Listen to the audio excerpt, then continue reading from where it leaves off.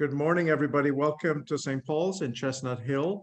And the subject matter that we are looking at today in our clergy conversations is Stephen's ministry. And some people may be familiar with this ministry. It's certainly something that the Episcopal Church nationally has used. I've served in a congregation where we developed Stephen's ministry. And as a priest, it was a great asset. It was a great addition to the pastoral care in our parish. So Stephen's ministry is not new to St. Paul's. It may be new to some of you, but there is a history of Stephen's ministry here at St. Paul's. So we're going to be learning about that. And Bob Smith he has just taken the Stephen's ministry training. So Bob, we're very excited to hear from you about what is expected, what are some of the expectations, what are the things that we can learn about and how this can enhance our ministries. George Reith. George has been a longtime member of St. Paul's and served as rector's warden and on the vestry in many capacities, lay Eucharistic minister. And so George, this is something that you're excited about because in the past, we had a Stephen ministry here and you were involved in it. So George, maybe can I start with you and just ask what were the kinds of things in your, as a caregiver that you were called to do as a Stephen minister? Thanks, Albert. I was called to do a great number of things because I was in the first class, which was started under, I think, the Reverend John Francis when he was the rector here. And that would have been, what, 22 years ago or so. And it continued actually till quite recently, although it slowed up a lot because it had slowed up, and Diane Powell, I think, was the original trainee, and she left, and Rob Davidson took the training. He was then the deacon, and then he became he had some physical illnesses, and so it trailed a little more. And my last experience was 2 or 3 years ago, and I served as Stephen minister to a Stephen minister from St. Thomas. When Stephen ministers ask for help, obviously they have to get help from other Stephen ministers, but it's maybe a good idea if we can to get the Stephen minister from another parish. But so I was in it for a period of maybe 20 years, and I had a lot of people that I like to call my victims. And the nature of the experience varied, obviously, with each person. Mostly, it was things that you would expect. Somebody was passing, quite ill, and you would meet. I would meet weekly with that person, and I'd listen to what it's he, because you're tied up to the same gender.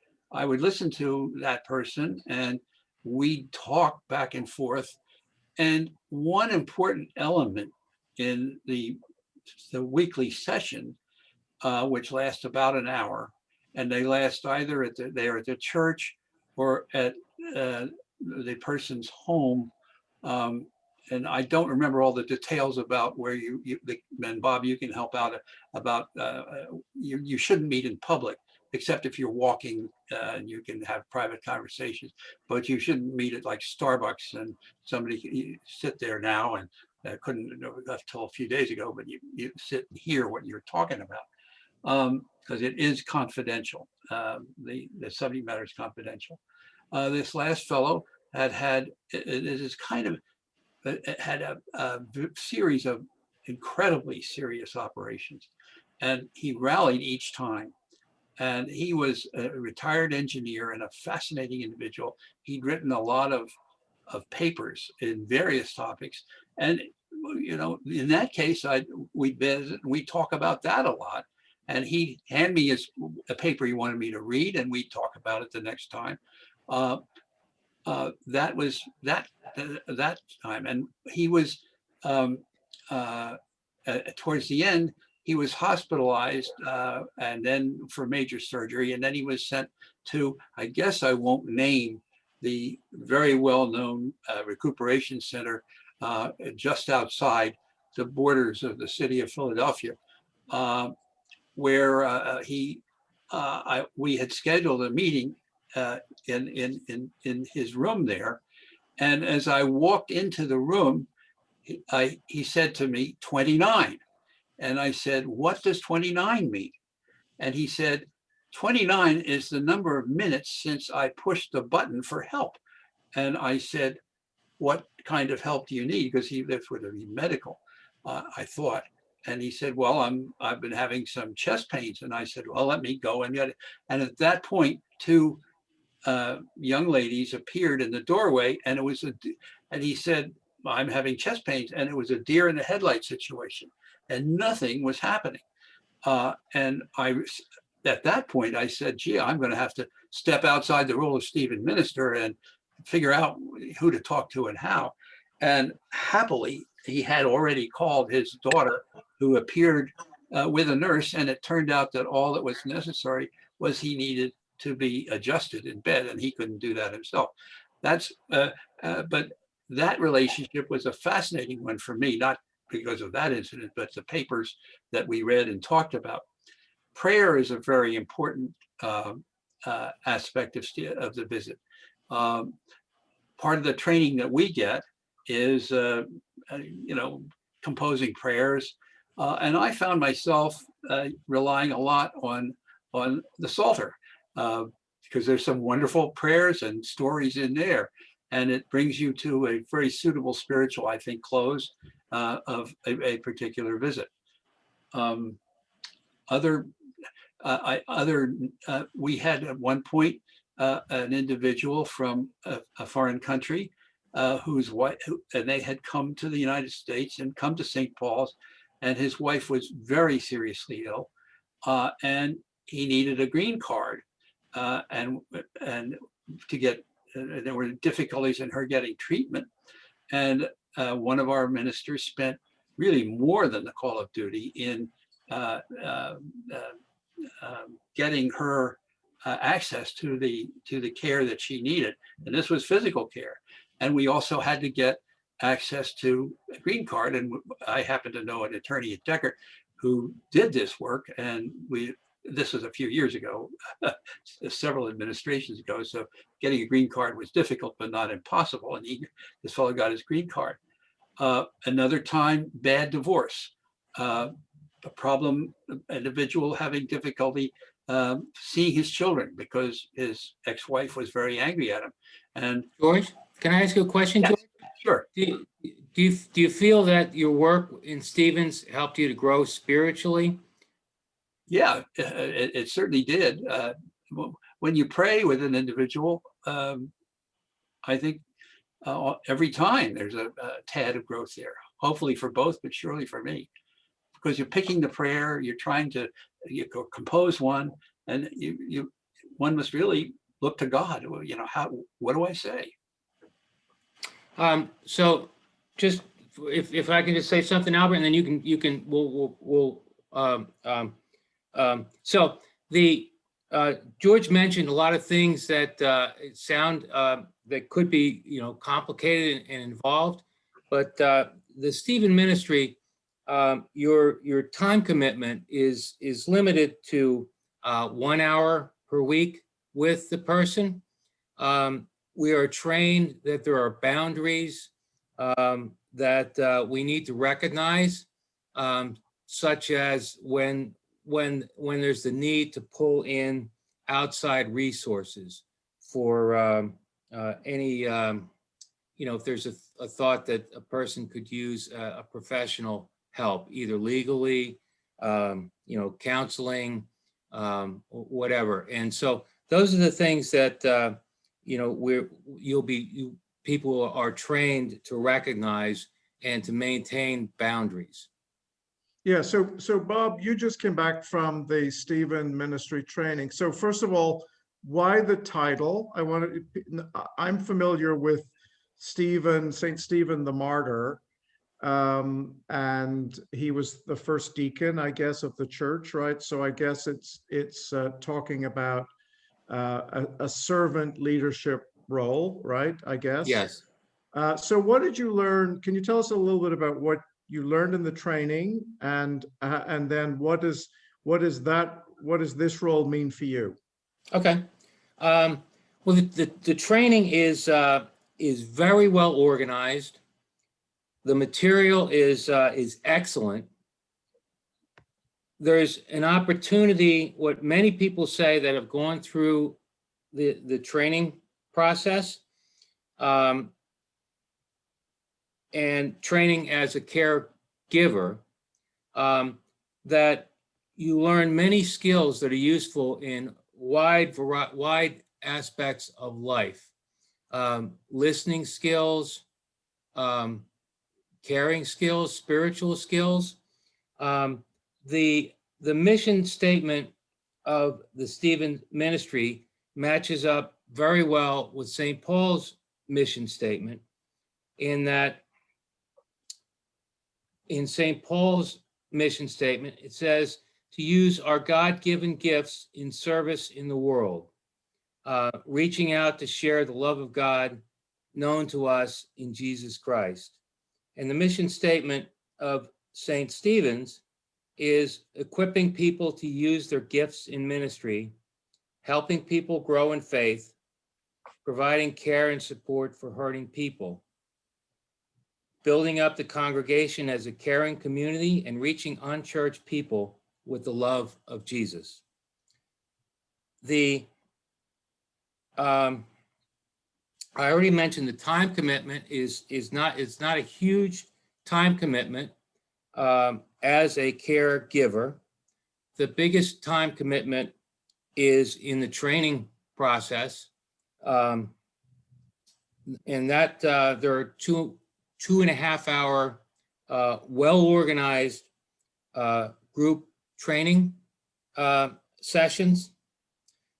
If we started 1st of July, we could complete the training once a week by sometime in January.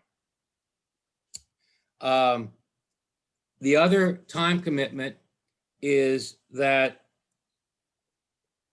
we hold meetings, 2-hour meetings, twice a month. And those meetings are designed to provide support, guidance, and additional training for the caregivers. The meetings are very well organized and structured, where one person would present a case report, essentially, this as far as what's going on with their care receiver.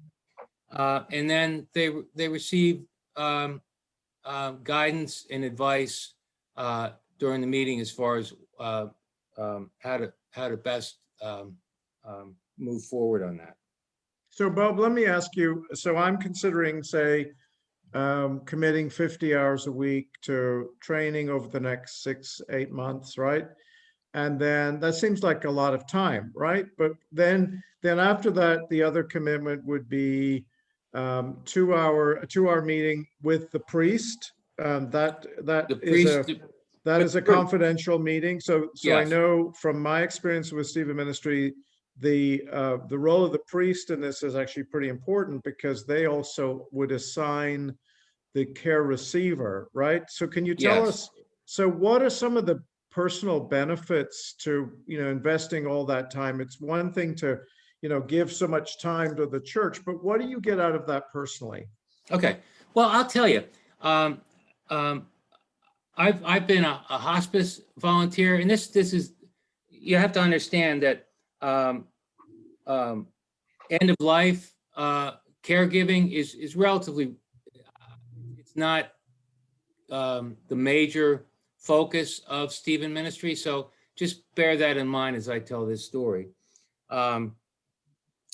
But I've been a hospice volunteer for several years now, and some of the things that you get out of sharing God's love to people is when you leave and you walk away, you just have a glow about yourself, that you just feel that you've just, you've done something good for someone.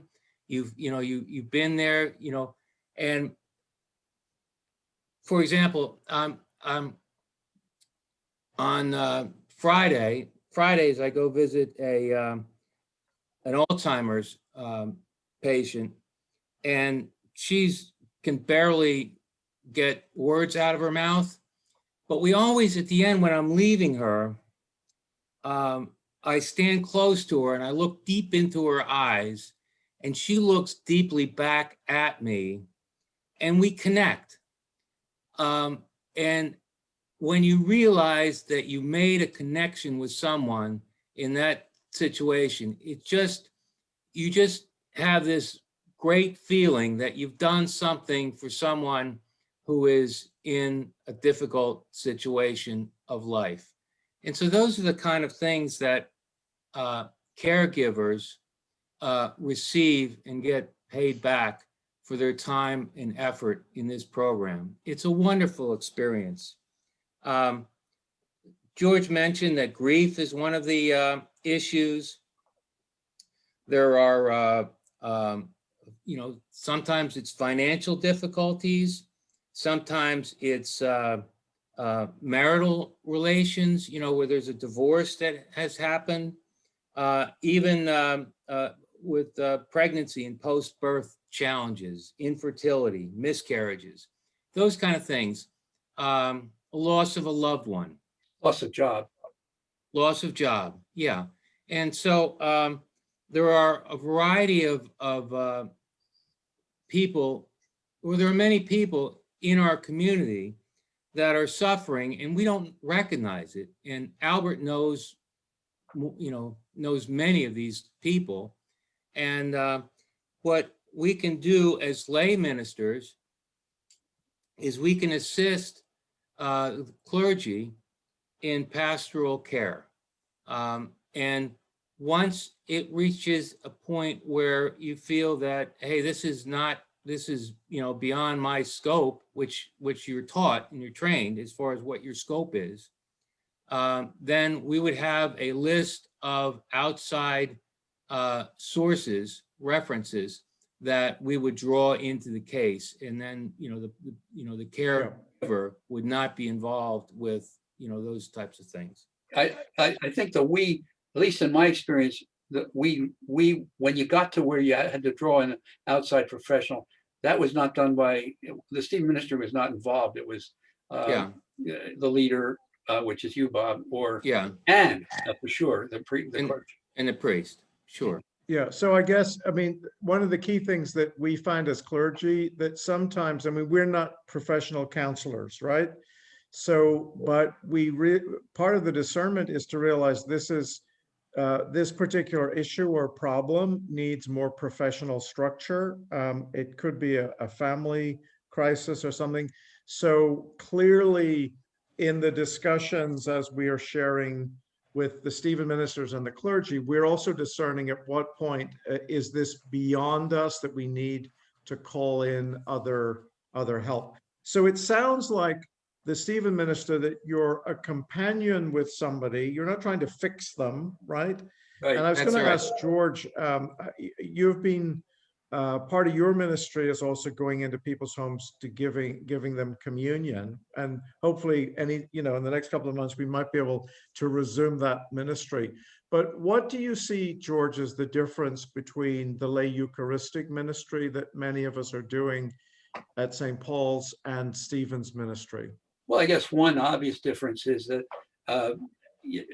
the Stephen relationship is a continuing relationship, and you don't necessarily go to the same Eucharistic, visit the same person, although lately, my last few times, I did pretty much visit the same person.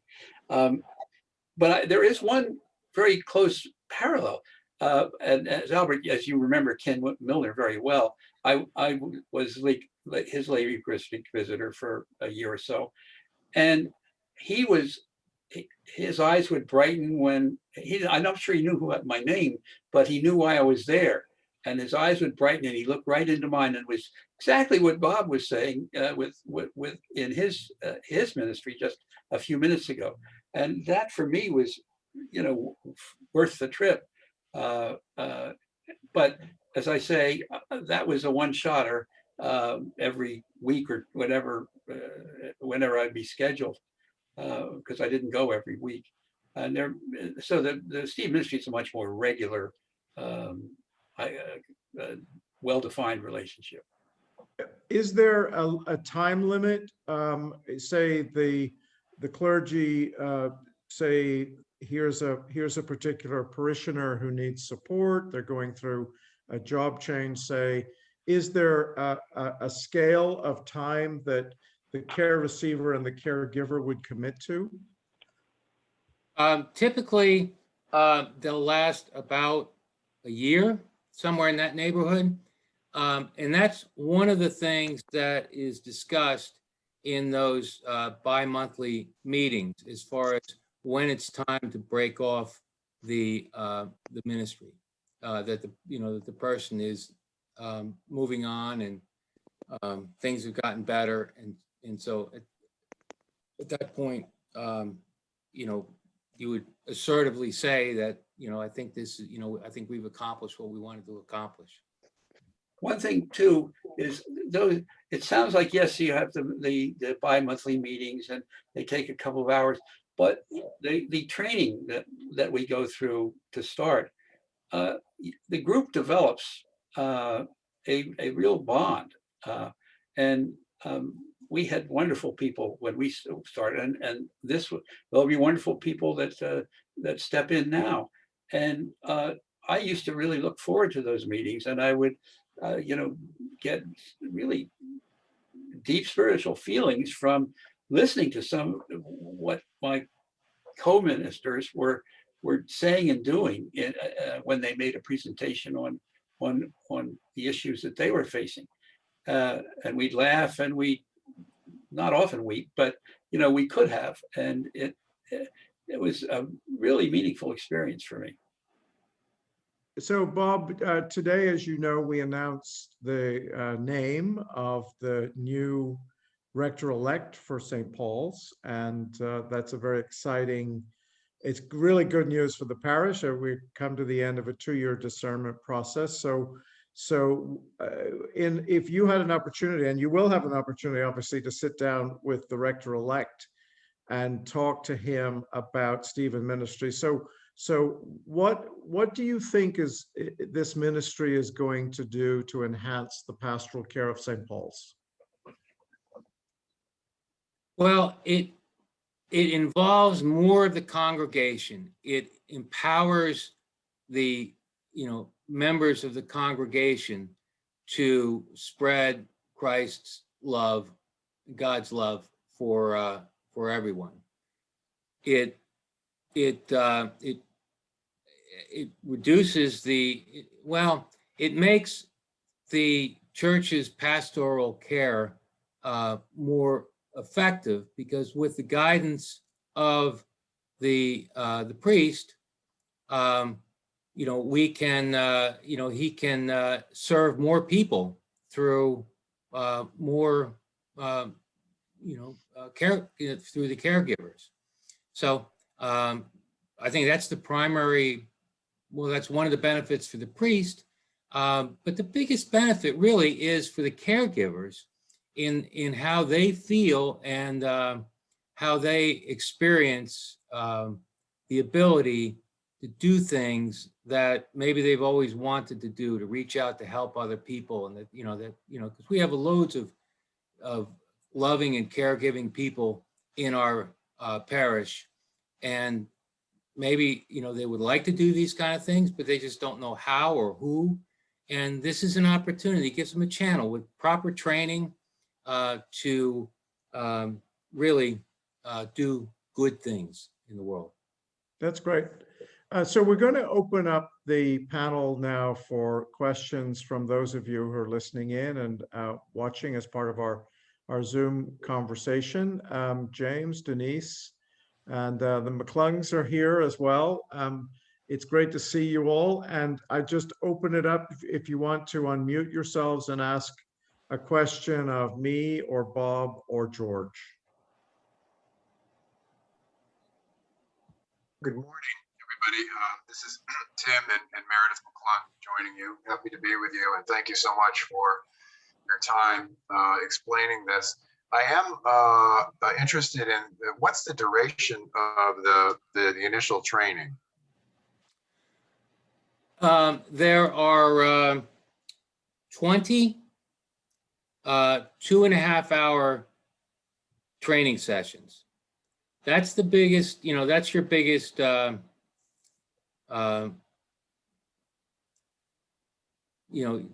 commitment.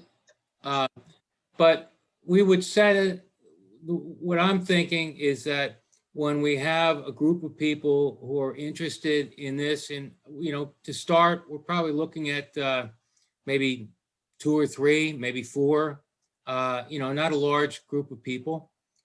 And we would just find a convenient time that works for everyone. Is it at the church typically? Is that the way that you've done it in the past? Well, in the past, it's been done at the church.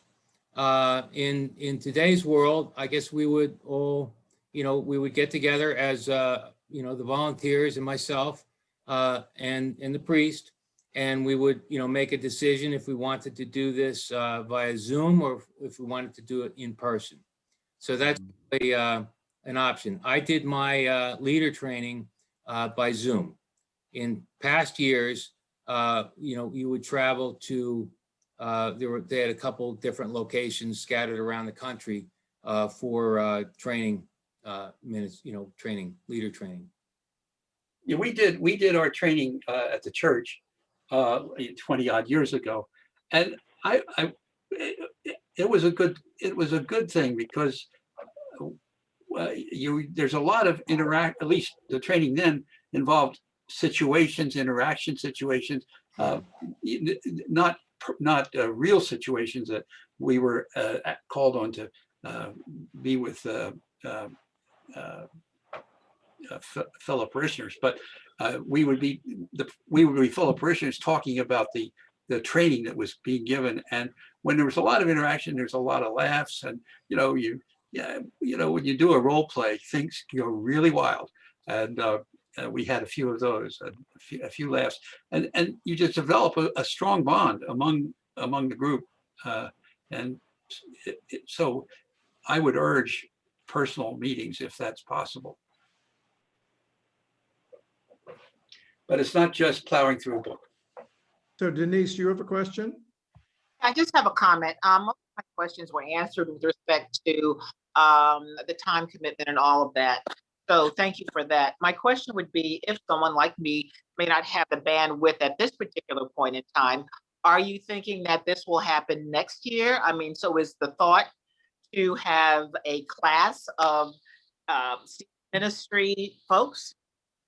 Yes. Yeah, this would go on. We would hope that that this ministry will survive for a long time at St. Paul's. And so we would, as if we start with 2 or 3, and then maybe in January or February, we would start another class, and it would. The sources for caregivers and for care receivers come from not only the priests, but also from the congregation. And so we will establish ways that if you are aware of someone who would be receptive to be a care receiver, that you would notify the priest, and then the priest would connect that person with Stevens. If you knew of someone in the congregation who you thought would be a very good caregiver, you can inform them of the program, and potentially they would join the next class or this class. Do we have anything from a marketing perspective? What would promotion I mean, so we have a very few people on the call today. Is there any other way? I mean, so we're thinking about, number one, if you know of someone, is there a way or have you promoted this in a different way to let people know that ministry exists? Well, Yeah. there are, Stevens has a variety of materials. They have web banners, they have Come in if you want. shirts. There's, all kinds of ways of raising awareness within a congregation. Yeah, we're doing a couple of pieces in happenings, Denise, in the next couple of weeks. And then Leslie Hanlon was a Stephen minister, member of the congregation, and she went on actually in her personal life to take that experience, and she ended up caring for her husband. So we have a beautiful video, a kind of testimony from her talking about how important. So we're going to put that up on our website. Yeah, So that's terrific. so I think, and then this, we usually don't have a whole lot of people on a Sunday morning because people are at church or coming to church, but other people watch this. So this recording will give people a kind of overview, give them a kind of taster of what Stephen's ministry looks like so that they could approach Bob and talk to him more personally. Okay, that's good, because crisis it's cyclical. There's not one point in time like today where someone may be in need. And it's just something I'm thinking about from a promotional standpoint that we kind of always wanted out there. Or when it does arise with one of our church members, we want them to serve. James, I saw you were on. James, your experience in the diocese, I guess this Stephen's ministry is used a lot by other parishes, right? Yes, I don't know exactly how many, but it's certainly one of the approaches to ministry which the trustees of the diocese are very enthusiastic about, because it's, I mean, not only is it obviously, one hopes, of a direct benefit to anyone who is being a Stephen minister or receiving the attention of a Stephen minister, but it just builds evangelism. It's getting us all out into the world and working in the name of Christ, and that's a very key part of our bishop is unapologetically an evangelical by spiritual training and direction, and he urges us all to do this kind of thing. Now, having said that, it's not for reasons of having bandwidth, as Denise mentioned, or even just personality type. It's not something that everybody feels called to do, but it's a wonderful, wonderful program, and I'm really glad that Bob is running with this and reviving something that was, I think, a big lift to our parish back when John Francis first introduced it and set it up, as George said, 20 years ago or whenever it was. St. Martin's has a very active Stephen ministry. Is That's St. great. Thomas still active in that, Bob? Where? Is St. Thomas still active in that? I don't know. I just, when I first was inquiring about this, I asked for local parishes, and St. Thomas's was not given as a place to contact, but St. Martin's was. Sharitha, I see you're on our Zoom call, and I know that recently in your own family life, you had to take care of your grandchildren while your son was ill. And so, I mean, that's an example of a time when you could have had if we had this program set up a year ago, they would have been able to accompany you through that very difficult year. Certainly, the situation was the illness, being that it was a stroke. There was a need, and I do like to first say, thanks to St. Paul's, they were a blessing to me and my family at that particular time.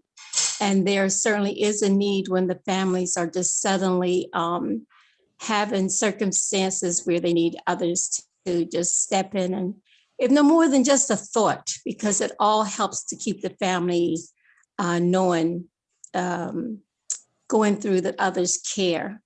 So there is a need for that type of ministry. And just in listening prior to this, my family and I personally had started a little business that we were having, and we were calling it Creative Care. And so indeed, people are, even with that, I find people are always needing someone to just reach out and touch them. So it would be great, I think, to be a part of the Stephen ministry. Yeah. So this is something that you might be thinking about, Sharitha? Yes, I had already started doing something like that myself, showing others that you care is always wonderful opportunity to minister. That's Amen. great. That's great. Mhm. And Tim, the parish that you came from, did they have a Stephen ministry there? Is this something you're familiar with? Sorry, I just had to unmute. Meredith was actually the director of children's ministries at our church in Connecticut. She said there was talk of it, but no, at present there is no. And our circumstances, we had a new priest start in October of 2019. Yeah. And you can imagine, Yeah. this poor fellow was saddled with 2020, I guess. 2019 he started though. And in 2020, we had the lockdown. So he's had a hard time, struggle getting started, but Getting to know parishioners. is right. tough. That's just even that is difficult. So, but it's certainly something we're very interested in. I've learning like about. Teresa, I've actually taken on my share of just people who need an ear for some years now. Oh gosh, a couple from St. Petersburg, Russia. Just sort of, she'd been here exactly 6 months when she was diagnosed with brain cancer. So there's a certain amount of just companionship. I'd taken Russian in high school. I kind of picked these people up, not necessarily because they're Christians, just because they're there and could use an ear, if nothing else, or a companion. Actually, that's one question that we had. We were just curious. We think we know the answer, but I mean, is the initial group of folk that are available for outreach in Stephen ministry limited to the parish family? Is that No, okay? So it could be community outside of the St. Paul's. the caregivers all need to be part of the parish. Understood. Okay. But the care receivers can be, anyone in the community. And I that see. kind of addresses what James was saying about evangelism. Right. Yeah. The other piece of it is, of course, with our concern over how to create a safe environment in our churches for everybody, including not only children, but the elderly or people. So there would be background checks, and so we're making sure that people who are going out in the name of our community, of the St. Paul's community, have been trained, are supported, and are fine, upstanding members of our community. So there is a certain discernment process, I guess, involved before people begin the training.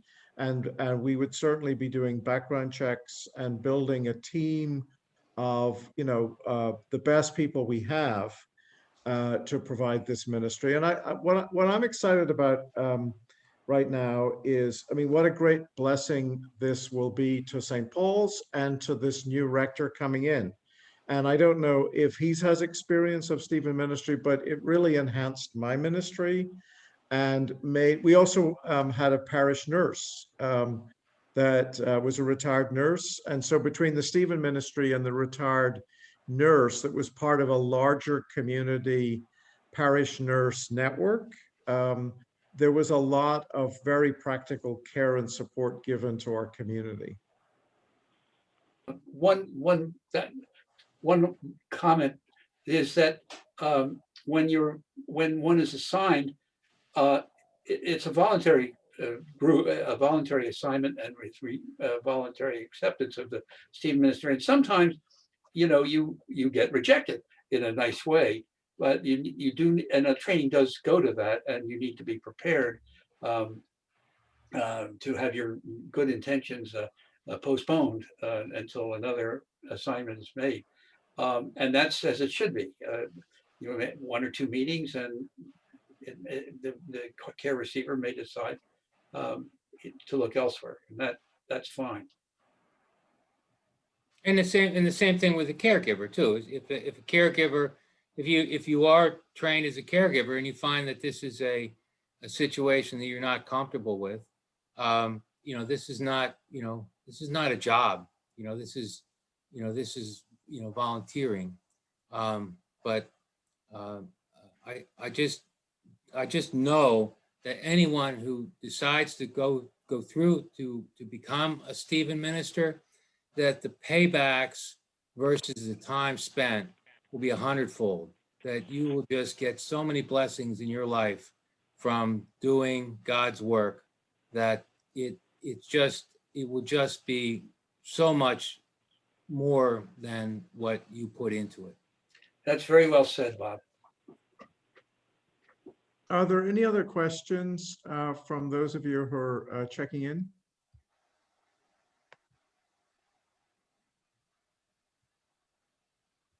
You're unmuted now? Yeah. Hi, yeah, just one. I'm thinking that 40 hours of training, or 40 and a half, is equivalent to a college semester class. And it's once a week. Is that what is it? Well, I mean, that's really up to us. It's up to, if the group decides that, hey, let's get this done because I want to get out in the field. We can do it 3 days a week if you want to. It's we'll decide that. Mm-hmm. Just curious. It's also a good, but it also suggests this is a good body of knowledge. This is training equivalent to a college semester, a course in a college semester. It is So very in that thorough. regard. Yeah. Mm-hmm. And you'll get new friends. You'll have friends as caregivers and friends as care receivers. It's just in the little training that that I went through, like I guess it was 44 hours or something like that. When we broke out, we always broke out into the same group, breakout groups, and even through Zoom, you felt like a camaraderie that hey, these are people that I know, and as George was mentioning that. I think one thing hard not to notice. We're probably all over 50, but sometimes barely. sometimes with age, there also does come the life we've lived. We've just been on the earth longer, and maybe a suggestion that you are at a point where you really can listen, because you've done enough talking in your lifetime to hear somebody else. Right, but younger people are encouraged to participate in this as well. You need to be over 21. Sometimes the care receiver is a younger person, and they're going to want to hear have a listening ear from someone who's younger rather than talking to dad, or mom, or grandmother. or grandmother. Yep. So I think what I'd like to do now, I need to get ready for the 11 o'clock service, but I want to thank Bob and George in particular for kind of walking us through this. It's a complicated, very sophisticated lay-run program. And so I think St. Paul's is at a very exciting time where I think they're ready to kind of renew this again. So, but maybe what I can do is share the video that Leslie has prepared for us. We're going to put it separately on the website, but I'd like you all to see it. So I'm going to share it now, and then I'm going to say goodbye because I'm going off to church. But I think you will like very much what Leslie is sharing and reinforces all of the things that we have talked about. So let me play it for you, and I will say goodbye and see you soon. Question number 1. Stephen Ministry is not new at St. Paul's. I used to serve as Stephen Minister when Reverend John Francis was here. The question is, tell us about how this ministry came to be and what kinds of experiences you had with this work. I'm not sure how the ministry came to be because I was not involved in its formation. However, I was involved in the formation of my own spiritual life at that time, and I was exploring churches to commit to. This program I noticed in a brochure in Dixon House, and it attracted me right away.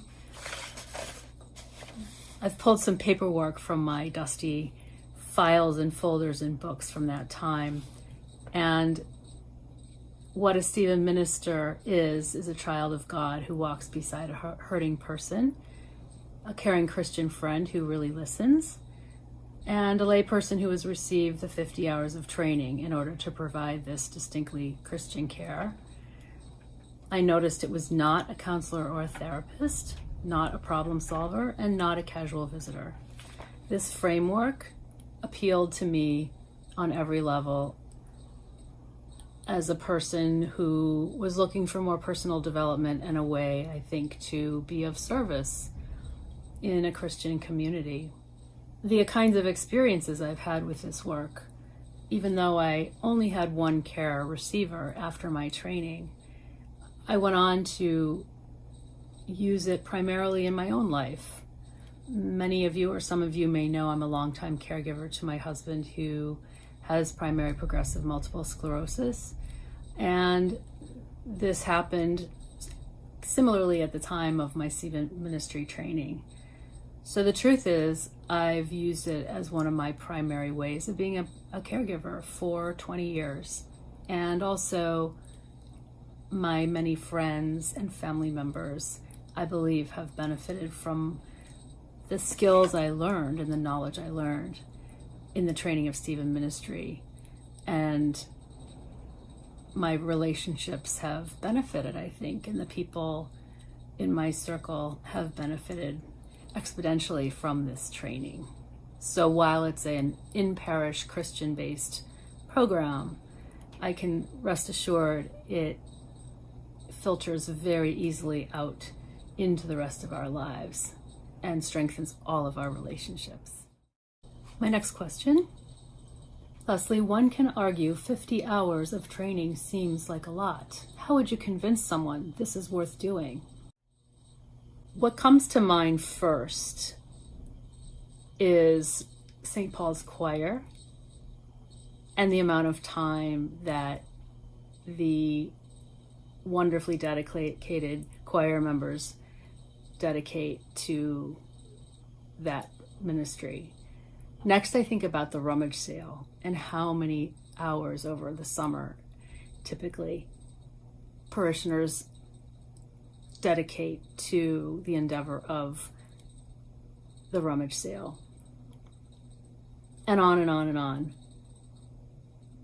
I bring this up as a way to say, when we are feeling called and there's something in our heart that connects with something out there that is an offering, we make it work.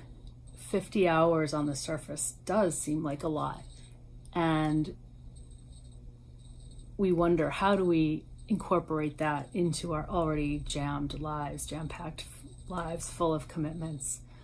The only thing I can say is, for me, it was the most natural thing for me to do because I was so drawn to it. So because of that drawn towards something, that's how we fit it in. And it goes by not necessarily quickly because it is a lot of work, but anything worth doing in our lives, I think we could all agree, we're willing to put the commitment in because we are fascinated by the process and drawn in by what we're learning and we're excited to see what happens afterwards. My next question is, Leslie, how do you express interest in becoming a Stephen minister, and what is the time commitment expected when you are assigned a care receiver?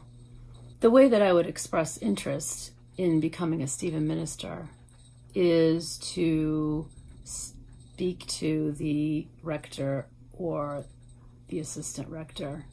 And since we are soon to be having a new rector, we're in a little bit of a transition, but Dan is here, Dan Klein is here, and you could speak with him about it.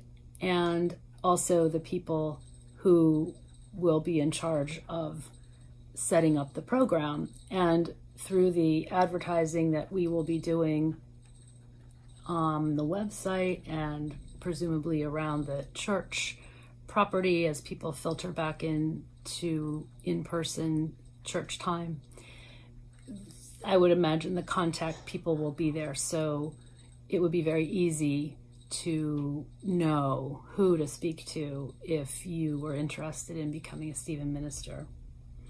As far as the time commitment after the training and after being assigned a care receiver, it's 1 hour a week visiting the care receiver's residence or an agreed upon public place.